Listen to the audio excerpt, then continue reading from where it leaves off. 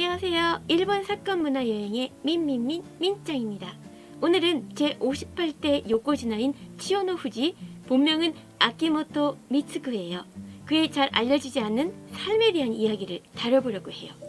치요노 후지는 항상 시합에 대한 부담감과 긴장감을 가지고 살다가 시합만 딱 끝나면 바다 낚시를 가서 스트레스를 풀었다고 해요. 어부의 아들이라서 그런지 고기도 참 잘 잡았어요. 그럼 제58대 요코지나 치요노 후지의 인생 속으로 함께 들어가 볼까요? 구독도 좀 눌러주세요. 헤헤. 아키모토는 1955년 홋카이도 마츠마에군 후쿠시마초의 가난한 집에서 태어나요. 그는 어릴 때부터 어부인 아버지를 도와드리면서 자연스레 허리와 다리가 단련이 되었다고 해요. 아키모토는 중학교에 진학하면서 학교 육상부에 들어가는데요. 그는 육상부에 들어간 지 얼마 지나지 않아 참가한 마츠마에군 대회에서 높이뛰기와 넓이뛰기 부문에서 우승을 해요. 동네 사람들은 이 녀석은 운동신경은 타고났나 보네. 커서 올림픽 대회 내보내야겠구만. 라며 칭찬을 했다고 해요. 아키모토가 중학교 1학년 말에 맹장염 수술을 받게 되는데요. 예상보다 수술 시간이 길어지면서 마취가 풀리고 말아요. 하지만 아키모토는 신음소리조차 내지 않고 꼭 참았다고 해요. 이를 본 의사가 그의 인내심에 감복해서 코코노에 베야 후원회 회장에게 아키모토를 소개시켜주게 돼요. 이를 계기로 아키모토는 15살 때 치아노야마 오야카타의 코코노베야에 들어가게 돼요. 1970년 스모업계에 입문 후 아키모토는 치요노 후지라는 시코나를 갖게 돼요. 이 이름은 같은 코코노베야 출신의 선배 요코지나인 키타노 후지의 이름을 따서 만든 거예요. 1975년 치요노 후지는 마쿠우치에 들어갔지만 마쿠시타까지 한번 강등돼요. 그런데 1977년에 치아노 야마가 사망하고 키타노 우미가 대신 헤아를 맡으면서 치요노 후지의 스모 인생에 새로운 전기가 마련돼요. 새 오야카타인 키타노 우미로부터 스모의 기술을 좀 더 면밀하게 익히게 된 거예요. 원래 상대를 밀어뜨리거나 쓰러뜨려서 승부를 결정짓는 스모는 최소한 150kg은 돼야 우승을 넘볼 수 있는데요. 치요노 후지는 183cm에 125kg으로 스모 선수치고는 작은 체구였어요. 게다가 어깨도 자주 빠지는 약점도 있었고요. 그는 이러한 자신의 신체적 핸디캡을 극복하기 위해 몸을 근육질로 단련시키게 돼요. 이러한 그의 노력이 빛을 발하면서 1978년 1월 바쇼에서 치요노 후지는 다시 마쿠우치 입성을 했죠. 이후부터 치요노 후지는 안정적으로 마쿠우치 상위권에 머무르면서 눈부신 활약을 펼치게 돼요. 당시 일본 국내에는 울프, 늑대 열풍이 불었어요. 울프는 치요노 후지의 애칭이에요.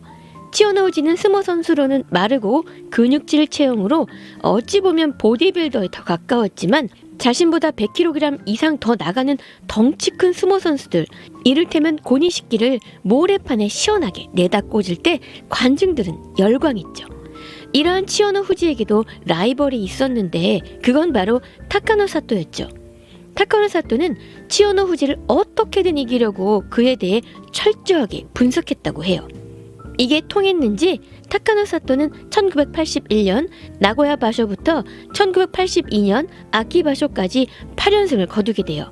1982년 하츠 바쇼 이후에 오오즈키, 1983년 나고야 바쇼를 끝내고 제59대 요코지나 자리에 오른 타카노 사토는 아주 파워풀한 모습을 보였죠.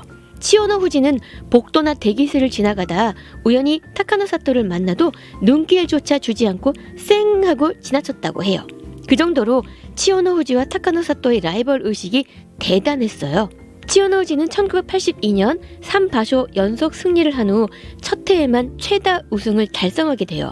그런데 1984년 연초부터 부진한 성적을 내고 부상으로 시합에 못 나가는 날이 많아지자 치요노 후지는 끝났네 라는 말이 돌기 시작했죠. 하지만 이듬해 1월 바쇼에서 전승을 하고 좋은 스타트를 끊으며 스모 역사상 3번째로 연간 80승이라는 대업을 이루게 돼요. 치요노 후지는 3년 만에 2번째로 연간 최다 우승을 차지하면서 치요노 후지 끝났네 라는 말을 잠재워 버렸죠. 그리고 치요노 후지 무적시대를 열죠. 그 후에도 치요노우지는 5바쇼 연속 우승을 하게 돼요. 하지만 그에게 갑작스레 불운이 찾아오는데요. 1989년에 태어난 셋째 딸이 SIDS 유아 돌연사로 생후 4개월도 채 되지 않아 죽고 만 거예요. 이때 치요노 후지는 큰 정신적 충격과 아픔을 겪게 돼요.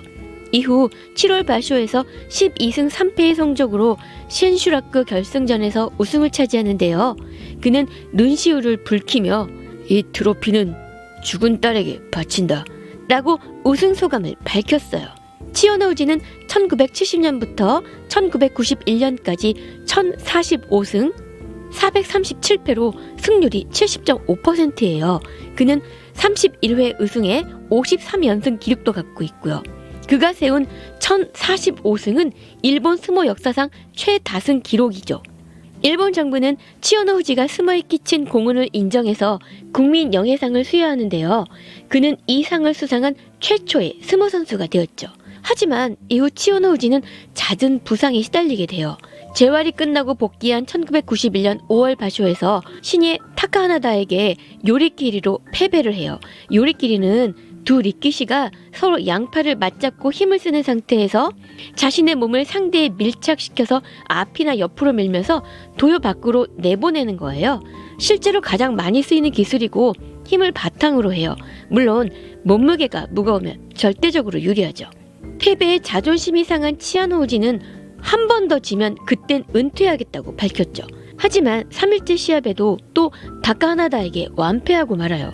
결국 그날 저녁 치요노우지는 코코노에 베아에서 긴급 기자회견을 갖고 현역 은퇴를 선언해요.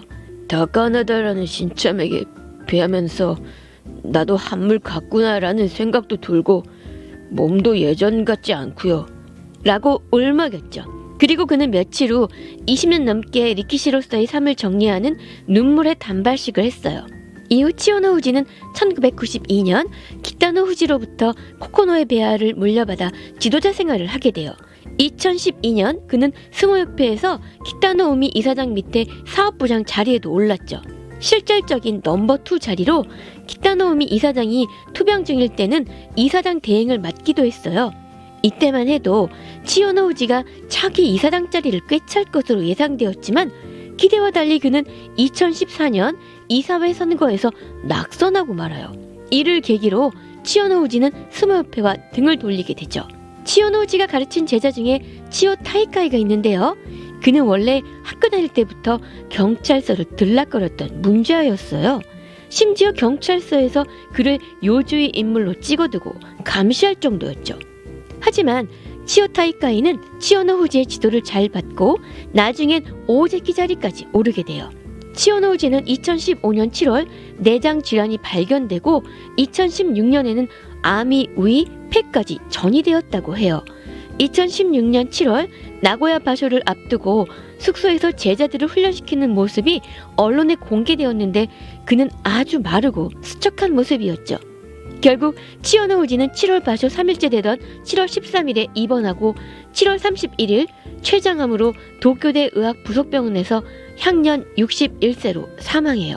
그의 장례식은 코코노에 베아 후원의 장으로 조촐하게 치러졌어요. 2015년 사망한 키타노 우미 이사장의 장례식이 스모협회장으로 엄청 성대하게 치러진 것과는 극명한 대조를 보여주죠. 그만큼 치요노 후지와 스모협회가 얼마나 불화가 심했는지 알 수 있어요. 오늘은 한 시대를 풍미한 일본의 국민적 영웅 치요노 후지의 숨겨진 삶을 함께 들여다보았는데요. 의견과 감상은 댓글로 남겨주세요. 그럼 이번 시간은 이것으로 마치겠습니다. 시청해주셔서 감사합니다. 고시청 아리가또 고자이마시타. 구독도 좀 눌러주세요.